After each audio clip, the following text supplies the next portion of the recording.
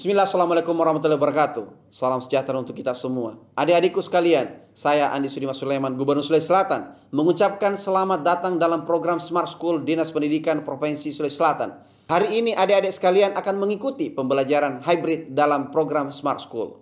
Aplikasi Smart School adalah sebuah pendekatan dengan tetap mengedepankan sebuah pendidikan dengan digital approaching, untuk kemudian mengedepankan kualitas dan mutu pendidikan yang diterima siswa secara seragam di seluruh wilayah Sulawesi Selatan, termasuk di pelosok-pelosok. Program ini bukan hanya memberikan kepada adik-adik sekalian pengalaman belajar yang baru, namun juga memberikan fasilitas kebutuhan dengan fitur bermanfaat seperti rekaman video pembelajaran yang dapat diulang, trik-trik penyelesaian soal, ujian-ujian, serta sarana konsultasi pembelajaran dari guru-guru terbaik di Sulawesi Selatan. Sering-sering mengakses aplikasi Smart School melalui gawai yang adik-adik sekalian miliki di setiap kesempatan yang dimiliki. Untuk seluruh adik-adikku sekalian yang saya cintai, saya banggakan, selamat belajar dan semoga ilmu yang didapatkan bermanfaat untuk menambah pengetahuan pendidikan adik-adik sekalian. Salam kita pada salam. Assalamualaikum warahmatullahi wabarakatuh. Salam sejahtera untuk kita semua.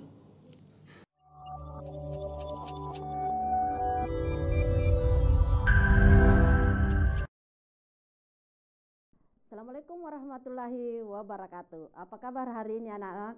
Semoga tetap semangat belajar karena hari ini kita akan belajar fisika bersama saya, Ibu Erni Handayani. Hari ini kita akan fokus membahas tentang gaya Lorentz. Salam Smart School, generasi smart, berkarakter cerdas Ki.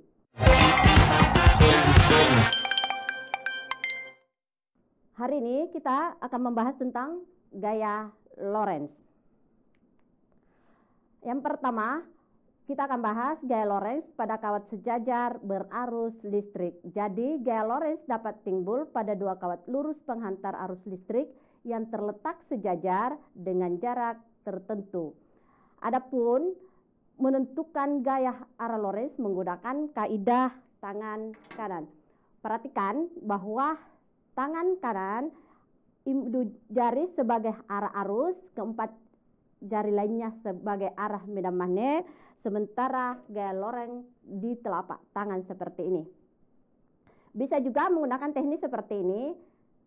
Jadi induk jari sebagai gaya Lorentz-nya, telunjuk sebagai arah medan magnet, dan jari tengah ke atas itu adalah gaya Lorentz. Kawat sejajar berarus listrik, jikalau dua buah kawat sejajar memiliki arah yang sama atau searah, maka gaya Lorentz sama dengan tarik-menarik berdasarkan aturan tangan kanan. Sementara jikalau arahnya berlawanan, maka gaya Lorentz-nya tolak-menolak. Jadi bisa sebenarnya diaplikasikan dalam kehidupan sehari-hari, bahwa jikalau kitanya serumpun misalnya, kita punya tujuan tertentu searah, pasti kita ada tarik-menarik. Sementara kalau kita punya tujuan berbeda, maka pasti ada rasa tolak-menolak. Jadi itu saja diingat bahwa ketika kita searah, pasti tarik-menarik. Sementara kalau berlawanan arah, pasti tolak-menolak.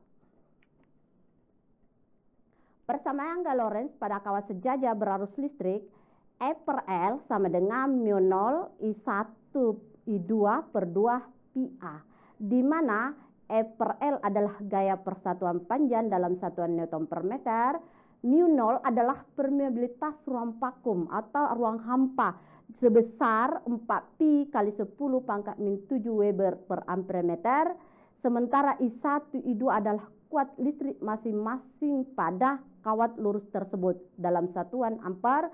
A adalah jarak antara dua kawat dalam satuan meter. Yang kedua kita akan bahas adalah gaya Lorentz pada muatan bergerak dalam medan magnet. Gaya Lorentz pada muatan bergerak pada medan magnet persamaannya adalah F sama dengan B QV sin theta, di mana B induksi magnet dalam satuan Tesla, Q adalah muatan listrik dalam satuan Coulomb, P adalah kecepatan muatan dalam satuan meter per sekon. Jikalau theta artinya arah muatan dan medan magnet tegak lurus, maka theta sama dengan 90 derajat, di mana sin 90 derajat sama dengan 1. Maka diperoleh persamaan gaya Lorentz F sama dengan BQP. penentuan arah pada gaya Lorentz pada muatan bergerak pada bidang mana itu juga menggunakan kaidah tangan kanan, di mana V adalah menunjukkan arah muatan, kemudian F-nya ke arah muatan, B-nya tetap ibu jari dan gaya Lorentz tetap di telapak tangan. Yang ketiga adalah bagaimana gaya Lorentz pada muatan bergerak dalam medan mana, di mana gaya Lorentz ketika misalnya dia berada pada gerak melingkar, artinya muncul gaya sentripetal, maka gaya Lorentz sama dengan gaya sentripetal, sehingga muncul persamaan tadi gaya Lorentz adalah F B equi V, sehingga B equi V di mana gaya sentripetal adalah MP pangkat 2 per R, kita samakan, maka muncul B equi V sama dengan MP pangkat 2 per R. Kalau kita turunkan persamaan ini akan muncul bahwa R itu sama dengan MP pangkat 2 per B equi V. Nah, dari persamaan ini kita bisa saling meniadakan V, sehingga tersisa tinggal MP per B equi. Ini. Jadi persamaan jari-jari orbit muatan R sama dengan MP per B equi, di mana R adalah jari-jari orbit dalam satuan meter, M adalah massa muatan dalam kilogram, P adalah kecepatan muatan dalam meter per sekon, B adalah induksi magnet dalam satuan Tesla, dan Q adalah muatan listrik dalam satuan kolom. Kita lanjut ya. Kita coba membahas soal. Kita bahas sebelumnya bahwa jikalau dia searah adalah tarik menarik, kalau dia berlawanan arah adalah tolak menolak. Perhatikan soal pertama. Dua kawat sejajar yang berjarak 1 meter satu sama lain, dialiri arus listrik masing-masing 1 ampere dengan arah yang sama. Di antara kedua kawat, apa yang akan terjadi dan berapa besar gaya Lorentz ya? Berdasarkan persamaan pertama tadi, bahwa F per L sama dengan mu 0 I1 I2 per 2 pi A. Nah, di soal di atas I1-nya ada, I2-nya ada, jarak antara kedua kawat juga ada. Kira-kira jawaban yang benar yang mana? Bisa kira-kira Nandaku tahu, kira-kira jawaban yang memungkinkan adalah A, B, C, atau D. Nah, karena dia searah, maka jawaban yang memungkinkan bisa A, bisa C, bisa D. B dan D tidak, B dan E tidak mungkin. Kenapa? Karena dia tolak menolak. Tinggal kita masukkan angka-angka dari mu 0 adalah 4 pi kali 10 pangkat min 7, I1-nya adalah 1, I2 juga 1 karena dikatakan memiliki arus yang sama, per 2 pi dikali A. Kebetulan juga jaraknya adalah tadi 1 meter. Saya pikir bisa diselesaikan secara matematis sehingga diperoleh 2 kali 10 pangkat min 7 Newton. Oke, sudah bisa kelihatan jawaban yang benar yang mana? Jadi jawaban yang benar adalah D. Karena dia adalah tarik menarik dengan kunci di soal adalah kata searah. Setelah diselesaikan secara matematis, nilainya adalah 2 kali 10 pangkat min 7 Newton. Bisa kan untuk persamaan untuk gaya kawat 2 sejajar. Ini adalah soal yang sangat sederhana. Oke, kita lanjut ya. Itu soalnya tadi, jadi kurang lebih seperti ini. Mungkin kalau misalnya kurang jelas tadi tulisannya Ibu bisa dilihat dari papan bahwa A 1 meter, I1, I2 1 meter, 1 ampere, F1 F per L diperoleh 4 pi kali 10 pangkat min 7, I1, I2 per 2 pi A.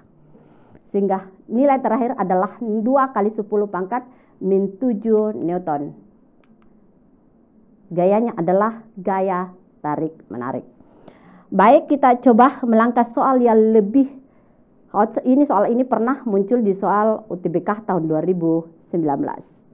Pada gambar di bawah ini terlukis bahwa kawat PQ. Jadi kawat PQ adalah kawat yang ini, kawat panjang yang ada di depan, dialiri arus listrik I1 12 ampere, jadi I1-nya adalah 12. Kemudian kawat 4 persegi ABCD itu dialiri arus sebesar 6 ampere. Berapa sih besar dan arah gaya dalam kawat persegi panjang ABCD dalam satuan mikronewton? Perhatikan baik-baik bahwa antara I1, I2 untuk batang BC, saya pindah ke sini ya. Perhatikan antara ini, kawat ini dan kawat AD adalah dia searah, berarti arahnya ke sana. Oke. Sementara batang PQ dengan BC, karena dia berlawanan arah, maka dia tolak menolak, berarti dia harus ke kanan. Sementara berdasarkan aturan tangan kadang yang dibahas sebelumnya, bahwa ketika arusnya seperti ini ke arah kanan, pasti otomatis gaya Lorentz ke atas. Oke. Ini karena dia ke kiri, gaya Lorentz-nya ke bawah. Nah, kita bisa lihat bahwa antara FAB dan FCD itu tidak sejajar dengan batang PQ. Jadi kita bisa abaikan antara FAB dengan FCD. Begitupun secara matematis sebenarnya ketika kita hitung itu juga saling menandakan. Mengapa? Karena jaraknya sama, arahnya berlawanan. Ketika jarak sama dan berlawanan, otomatis kalau kita hitung hasilnya pasti akan 0. Jadi kita abaikan yang ini.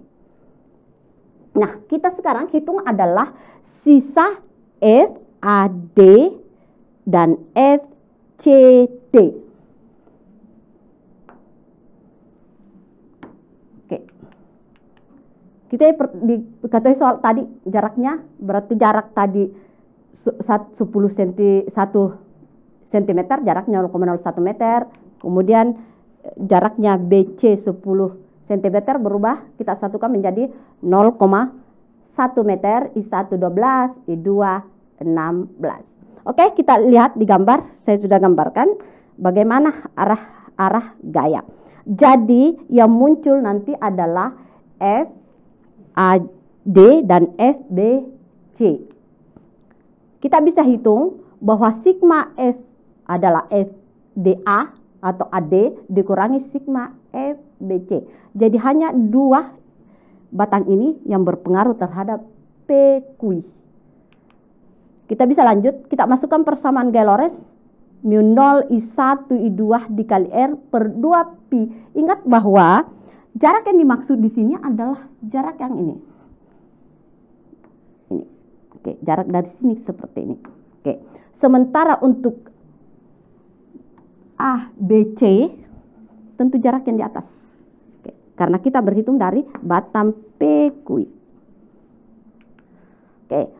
Sehingga saya bisa keluarkan karena sama-sama ada variabel mu 0 I1 I2 kali L per 2 pi, saya keluarkan sehingga saya tersisa 1 per A DA dikurangi 1 per A BC.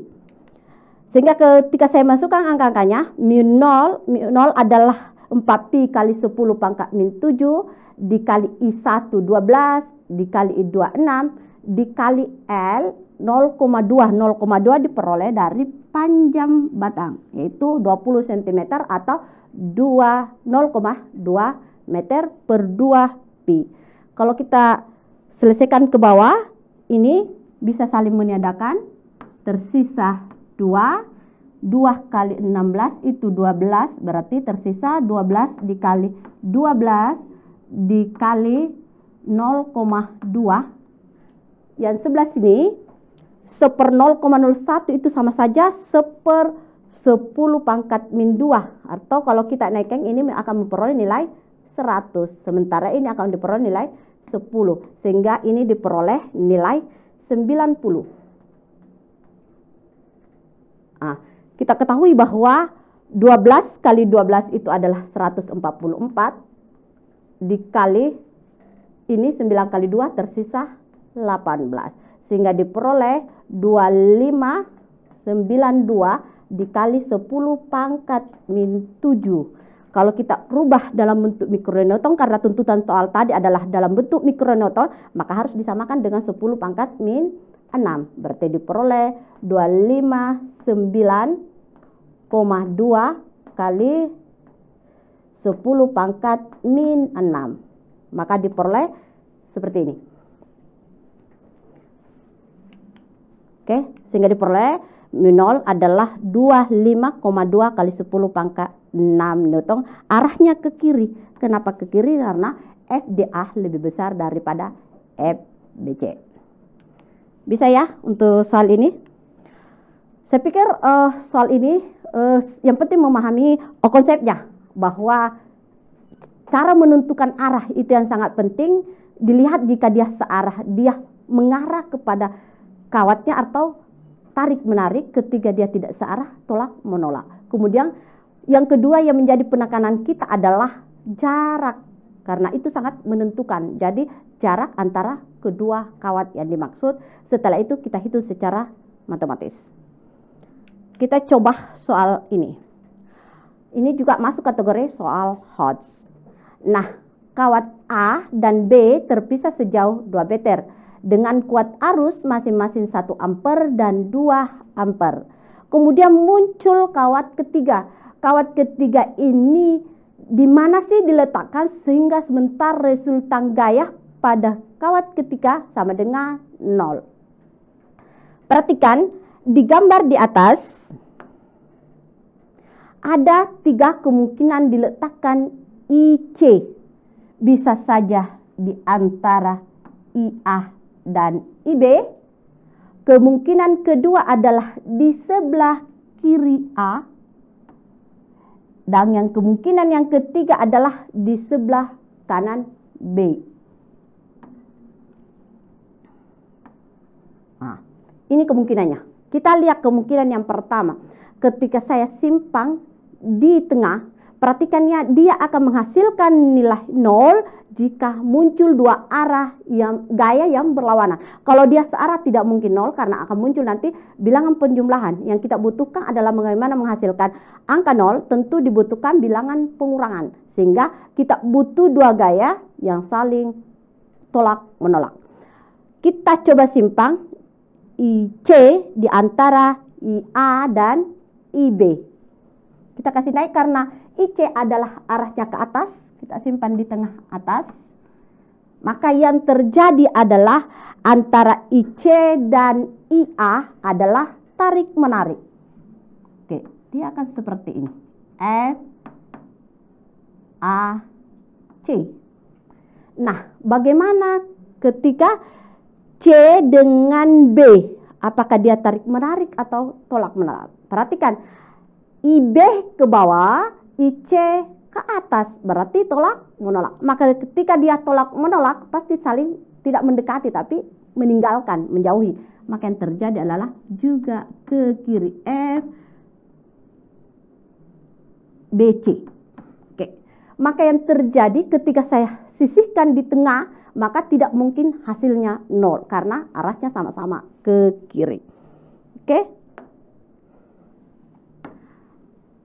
Jadi kemungkinan yang bisa kita lakukan adalah kita letakkan di sebelah B, kanan B, atau di sebelah kiri A. Namun perlu diperhatikan ketika saya letakkan di sebelah kanan B, yang terjadi nanti arusnya semakin besar. Karena bisa lihat angkanya 2, 3, berarti sangat besar. Sementara di kiri 1, maka kemungkinan untuk menghasilkan nilai balance, seimbang, itu kita harus tempatkan di sebelah kiri A.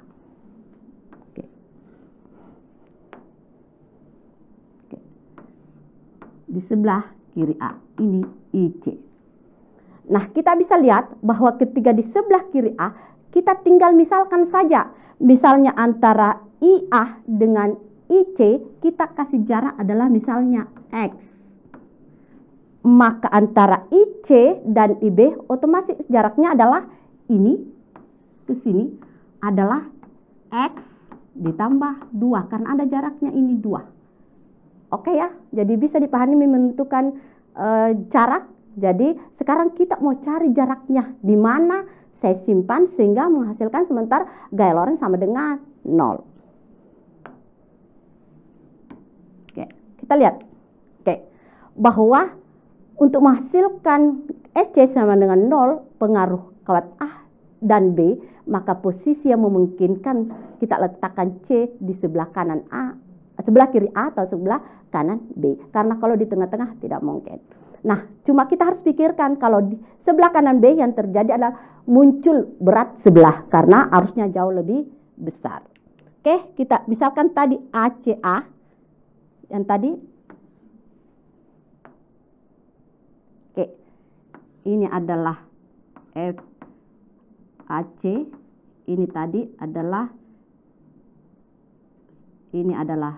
ini FC ya, FA, ini adalah FB, ke bawah. Oke. Kita tadi misalkan adalah X, maka muncul ini karena ini 2, X tambah 2 atau 2 tambah X sama saja. Oke, I1 1 ampere, I2 2 ampere. Kita bisa lanjut.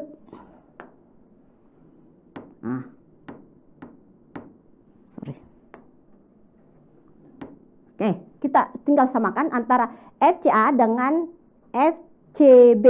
Maka diperoleh persamaan gaya Lorentz mu 0 IC IA dikali L per 2 pi ACA sama dengan mu 0 IC IB per 2 pi ACB dikali L.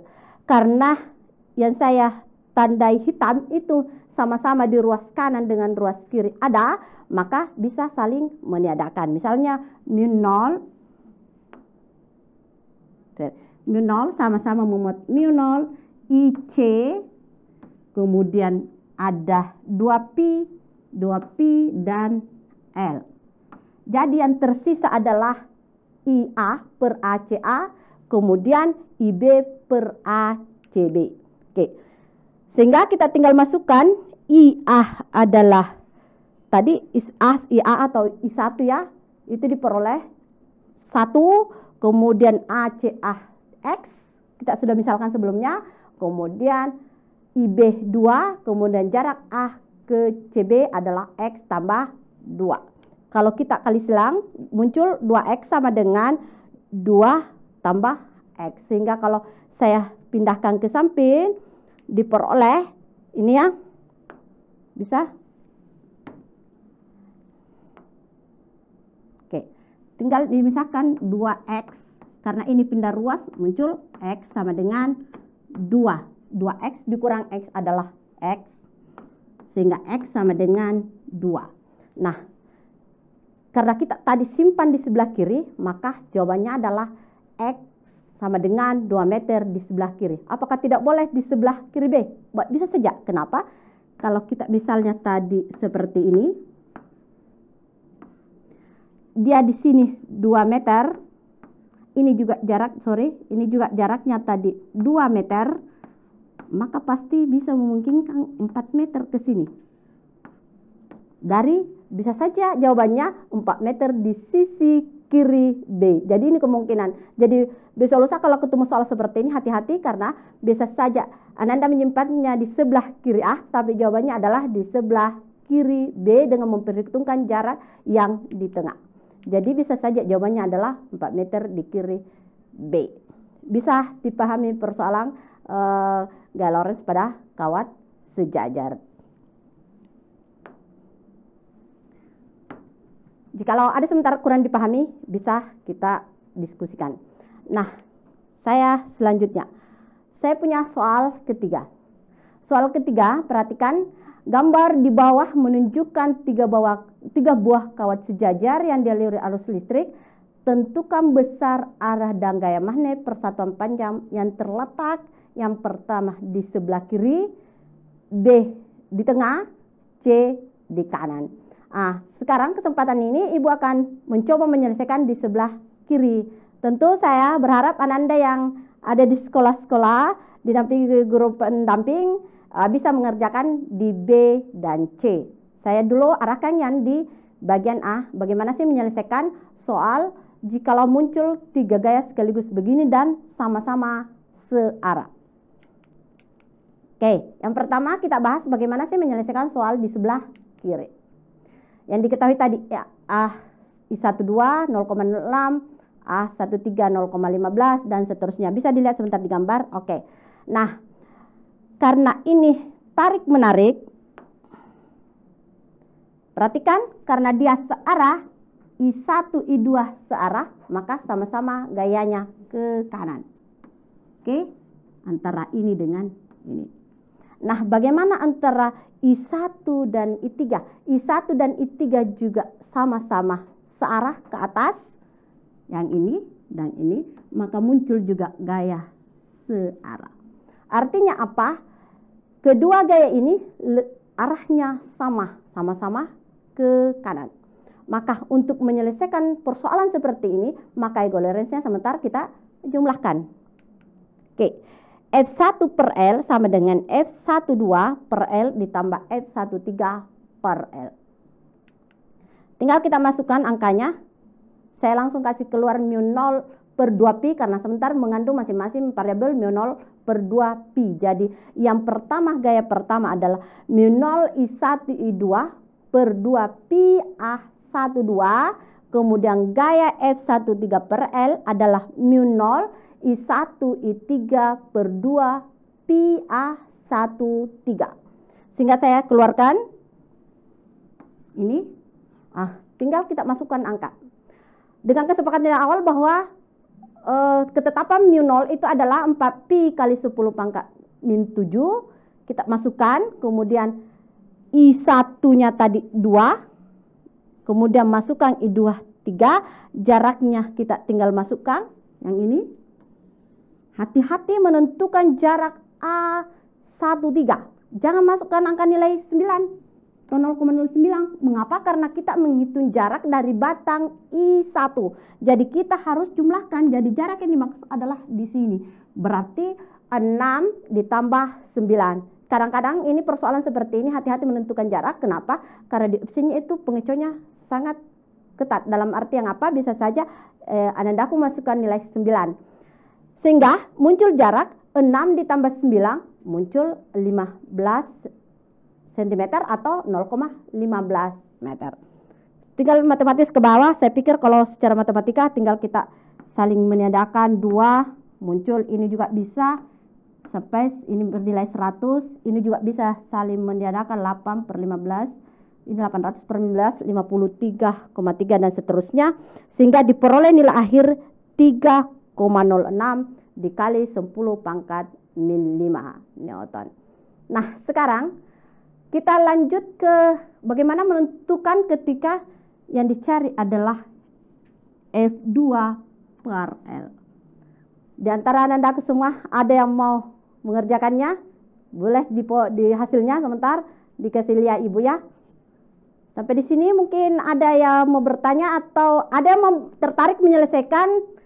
Jadi hasilnya tadi ke kanan. Kenapa ke kanan? Yang digambar saja sangat jelas sama-sama ke kanan. Nah, di antara Anandaku sekarang, adakah yang tertarik mengerjakan di tengah? Saya kasih memang apa yang diketahui, kemudian gambarnya seperti ini. Kenapa muncul gambar seperti ini? Adalah karena I1, I2 tarik-menarik, maka dia ke kiri. Nah, kemudian kita lihat I1, I3 juga tarik-menarik. Oke, cukup menarik. Oke, silakan. Adakah yang mau menyelesaikan soal ini? Silakan. Oke. Kalau tidak ada, saya lanjut ya.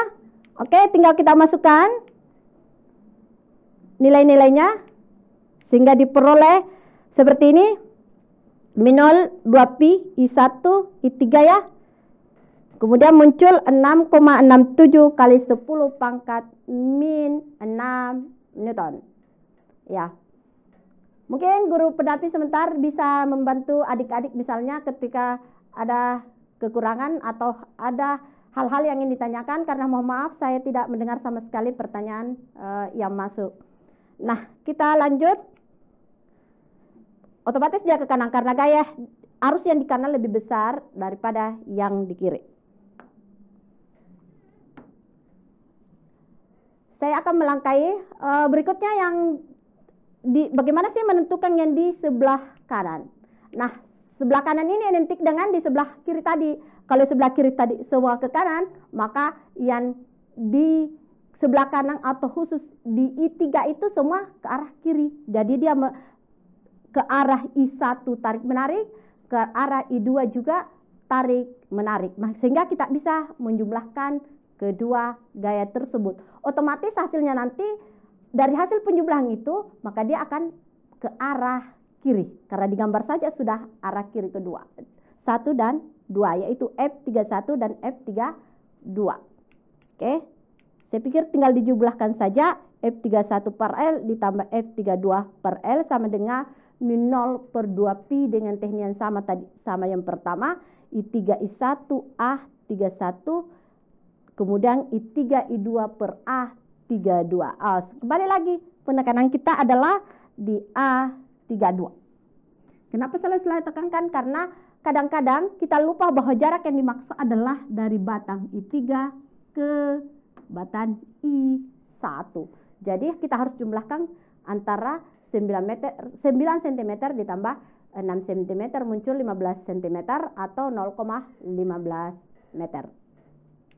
Oke, kita masukkan min 0 adalah 4pi kali 10 pangkat min 7 per 2pi A. Kemudian I3 4 kali 3. Kemudian muncul A31 0,15. Jadi jarak antara I3 dan yang I1 adalah 0,12 meter. Kemudian I3 I2 4 kali 3. Dan jarak antara I3 ke I2 itu 9 cm atau 0,09 meter. Oke, ini bisa saling disederhanakan, tinggal disederhanakan saja. Secara matematis kalau kita sederhanakan persoalan di atas diperoleh nilai F3 per L adalah 3,73 kali 10 pangkat min 5 Newton. Oke, arahnya pasti ke kiri karena 1, 2 sama-sama ke kiri. Otomatis kalau kita jumlahkan pasti ke kiri. Oke, kita masuk ke soal tentang gaya Lorentz pada elektron yang bermuatan pada medan magnet. Sebuah positron bermuatan 1,6 kali 10 pangkat min 19 kolom bergerak dengan kecepatan 5 kali 10 pangkat 5 meter per sekon melalui medan magnet sebesar 0,8 Tesla seperti pada gambar berikut. Oke, ada positron, ada magnet utara selatan. Nah, kita memahami bahwa ketika utara selatan, maka arahnya pasti dari utara ke selatan. Pertanyaannya adalah, tentukan besar dan arah gaya magnet pada saat positron berada dalam medan magnet.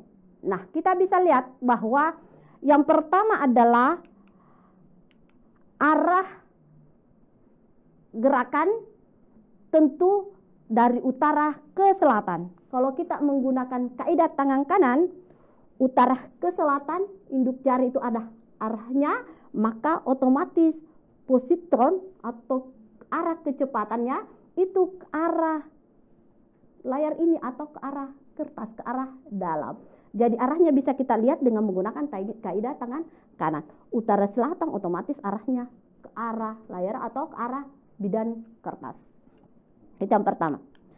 Oke, jadi kaidah tangan kanan bisa kita lihat bahwa ketika arahnya dari utara ke selatan, maka arah kecepatannya ke arah bidan kertas. Nah, berdasarkan persamaan tadi, persamaannya adalah F sama dengan B Q V. Jadi kita masukkan angka-angkanya, diketahui di soal adalah B 0,8 Tesla, Q 1,6 kali 10 pangkat min 19 kolom, dan V sama dengan 5 kali 10 pangkat 5 meter per sekon. Oke, tinggal kita masukkan nilai-nilainya. 8 kali 5 itu bisa dapat 40, tersisa 4 ya. Berarti sama dengan 4 kali 1,6 kali 10 pangkat min 19 dikali 10 pangkat 5. 4 kali 1,6 itu diperoleh 6,4 dikali tinggal selisih antara min 19 ditambah 5 itu min 14. Oke, Newton. Bisa diperoleh ya, sangat sederhana. Saya pikir tinggal masukkan persamaannya saja. Oke, diperoleh 6,4 kali 10 pangkat min 14 Newton. Arahnya adalah masuk bidan. Terima kasih anandaku semua. Tetap ke depan tetap semangat belajar karena belajar fisika itu asik. Salam Smart School, generasi smart berkarakter cerdas. Assalamualaikum warahmatullahi wabarakatuh.